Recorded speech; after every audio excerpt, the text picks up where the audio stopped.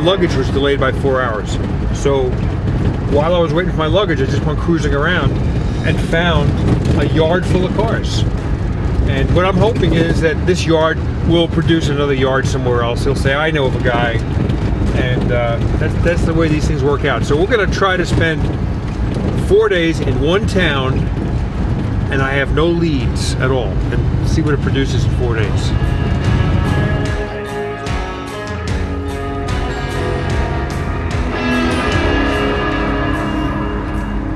So we're here to look at Tom Cross's Fords, which he's got a whole bunch in the back. But I'm looking over here, and there's a couple of, well, GM. There's certainly an Oldsmobile Coupe on the right, and some kind of GM, Chevy, Pontiac, or Oldsmobile wagon on the left.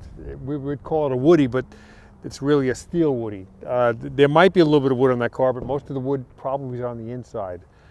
So I'm going to see if we can go see those cars as well, because look at that picture. That's a perfect picture, man. That could be the cover of a book. Wow. When I landed in Midland yesterday, and I went cruising through this industrial section and met a guy I had never met before, Tom Cross, and now we're like best buddies. It's like, you know, we speak the same language, although we've never met.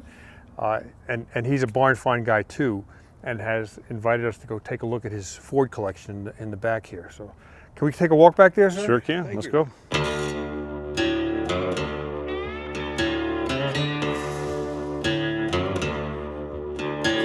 Are these cars from Texas or where are they? There's some of them from Texas, some of them from New Mexico, Liberal, Kansas, Dodge City, Kansas. Just a lot of different places. A friend of mine and myself, we got a bug. A lot of the old yards were being just completely disassembled and being crushed. So we gathered up a couple trailers. We doubled them because you can do that in Texas and New Mexico. You can you can double them at a time. We covered about a 500-mile radius running junkyards. And this would have been like the 80s or 90s? Early 90s, early 93, 94, 95. Total all in all, I probably hauled 95 to 100 cars. Two at a time? Two at a time. Sold a lot of them over the years. And this is some of the remnants of what I've got left. Now here we have a Fairlane, a 260 V8 Fairlane, bucket seats, automatic. This is another New Mexico find. So that's what do they call it? Sport roof? Yeah, it's a sport model. No post here. So if you put the back window and the front window down, it would be an open area here with no post. That's a sporty little car, and it's more solid than anything I grew up around up in New York, man. I'll tell you that. Does it still have a 260 in it? Yes. It's a two-barrel? Yes. Tom's got, you know, this many cars in this yard, and most of them are parts cars. Some could be restored, so I'm just going to point out a couple that I think are worthy of restoration. This is a 63 Ford Fairlane sport roof, which means fold the windows down, there's no pillar. It's got a 260 V8. The 260 was the second series of small Ford V8s. After the Y-Block series ended, a 221 came out first. It only lasted a little while. The 260 was second, which was a variation of a 221, and the 289 was the third variation of it. And we've all heard of 289s. They were in Mustangs and Cobras and all sorts of stuff. So this car, as opposed to the other cars that Tom has, this car is complete. It's got a 260 V8. You can see it's complete right down to the air cleaner, the windshield washer bag, which is a a Ford item, and there's no accessories here at all. No power brakes, no power steering. It's got a generator. This is pre-alternator days. But if you look at this car, it's complete. You could restore this car not needing many more parts than service items.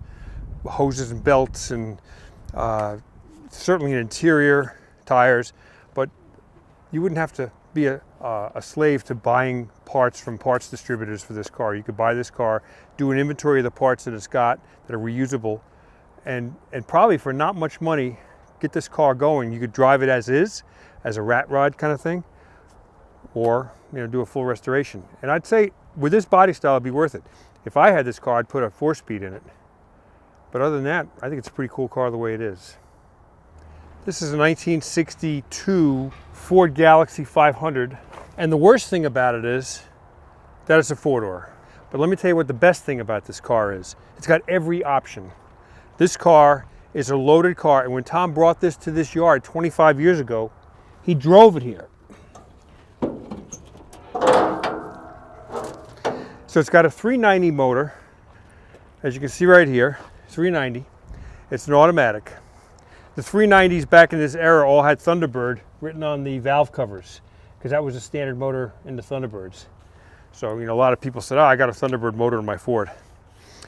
This has got power brakes, air conditioning, power steering, all the 500 accessories, the trim.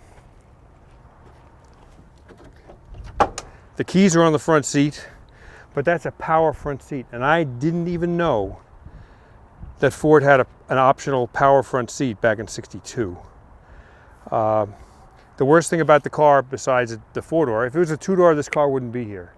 But I'm saying you should think about this car anyway, because what difference does it make? This dent's been in the roof since before Tom got the car 25 years ago. So because there's no creases in there, it's still a clean bend. I'm saying that that could probably be popped out with no body damage. You can see the factory air conditioning underneath there. It's got a clock in the dash, which is the same as in a 289 Cobra. I told Tom that I'd like to buy the clocks out of all the 62 Ford Galaxies here. So unfortunately, you got to take the cars with it. So I don't need the clocks that bad. But it's got, that's the correct hubcap for this car. I mean, this is a solid, complete car. I assume the floors are okay. And he wants a couple of grand for it, like 2,000 bucks. So, you know, there are a lot of people who like to get into this hobby that don't have $100,000 to buy a car. But a lot of people have $2,000, and this could be a father and son or father and daughter project that would be easy to do and fun to own, and wouldn't be expensive to buy parts for, to maintain, or to operate. All right, I'm going to show you the rarest car on this property. Now, Tom's got, I don't know, 30 or 40 cars here. This is the rarest one on this property. This is a 1960 Ford station wagon, which would be rare enough, and there's a couple around here anyway. But this is a two-door wagon, two-door ranch wagon. I mean, I don't know if I've ever seen another one like this. So this car is, you know, doesn't seem to be in the really good condition as some of the other cars we've seen, but because of the body being such a rare beast, a two-door, this would be worth restoring using one of the other wagons around here or one of the other 60s as parts cars for this. I wasn't even aware that they made a 1960 two-door wagon. This is automatic. What motor's in here? 352 or something? Yeah, probably 352, I would imagine. Could even be a Y block. Is a 352 not a Y block? No, 52 is an FE. 352 is an FE series. Actually, not going to work with this time. Yeah, okay. Yeah, the 352 is an FE series, like the 390 and 427, 428. The Y blocks were 272s, 292s, and 312s. Well, this has got the bolts going through the valve cover. So that's a Y block. It's a Y block, That's yeah. just like that one over there. I'm sitting on that 55. Exactly, yeah. Your Y blocks always have just two bolts holding Yep. on. Terrible engines, terrible engines. All right, I mean, if I lived closer and my wife would let me have any more cars, I would drag this home. What would you ask for this car? For this one and the parts car, $4,500. Oh, you got the four-door wagon over there. Yeah, I got a four-door wagon for a parts car. So that wagon would be the parts car for that wagon. Now you see, this is the more traditional 1960 Ford wagon. It's a four-door wagon. So the piece of trim that's missing off that one, this has a brake in it. That one would be solid. And this has got air conditioning, cool car air conditioning. And this has got a manual gearbox, 3 on the tree. So you could do worse than to bring home a project that was that rare body, and this has a parts car. And you could probably sell the parts off this car when your project was done. Yeah, that's my pick of the litter right there. This is an original paint car. A 62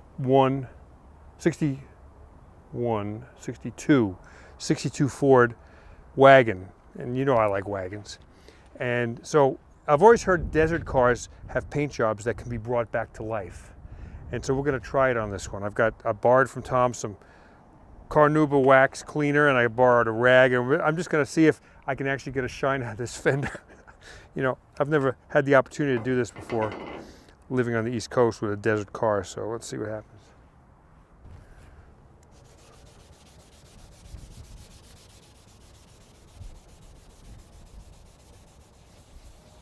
This is just some of the crazy stuff we do on the road with Barn Find Hunter that you guys don't get a chance to see very often.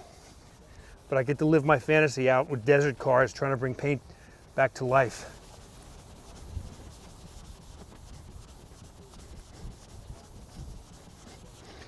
Well, it's starting to get there. Only kidding. All right, well, there you go.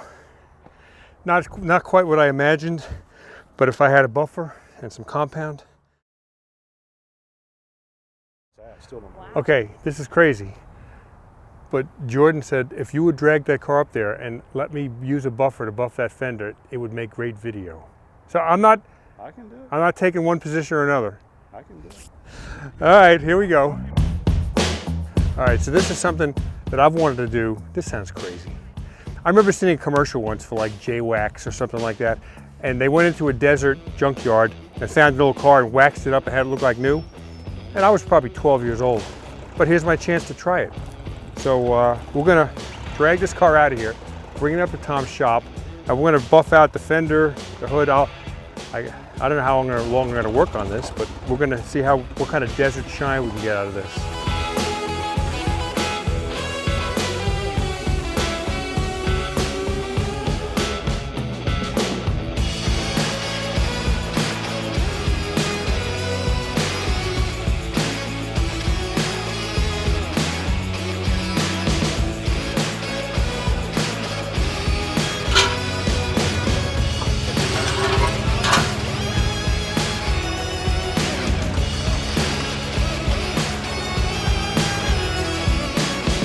Oh yeah, it's on there. Unless you haven't realized yet, we have a lot of fun shooting these episodes. And only when you meet somebody like this guy, Tom Cross, can you talk him into dragging a car out of his private junkyard. See, because you want to wax the fender to see how shiny it comes. Crazy fun stuff. Anyway, I'm gonna get the dirt off here first. He just had a bottle of 409. Just to get the heavy desert grit off there. Although I might need all the grit I can get cut through that dead paint. Okay. So if you want a body shop, and maybe you can tell I don't know what the heck I'm doing here. Okay. Oh God, is this too much?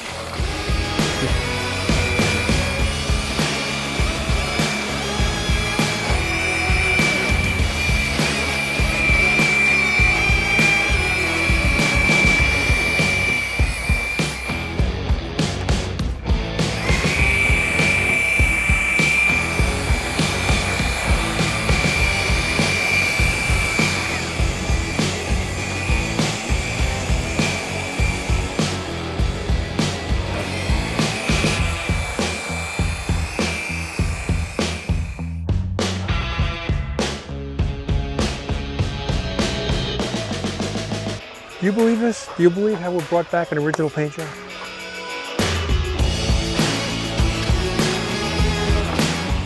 Look at that. Look at the reflection. You know, so I guess this is a lesson for people who watch this, the Barn Find Hunter series, is that we didn't plan on doing this today. But we found a car that looked straight, and I asked if I could borrow a little rag, and we polished up a little area right here. I said, son of a gun. Tom, would you mind dragging this car over to your building? We could use a compound and a buffer.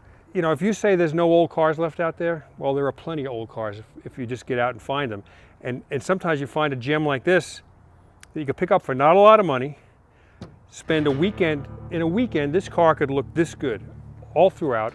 Spend another couple of weekends doing the interior, probably have to reupholster the seats. It doesn't have a motor transmission now, but that wouldn't be hard to put in. And I'm saying within 2 months, this could be a really beautiful, nice driving car. They're out there. Happy hunting.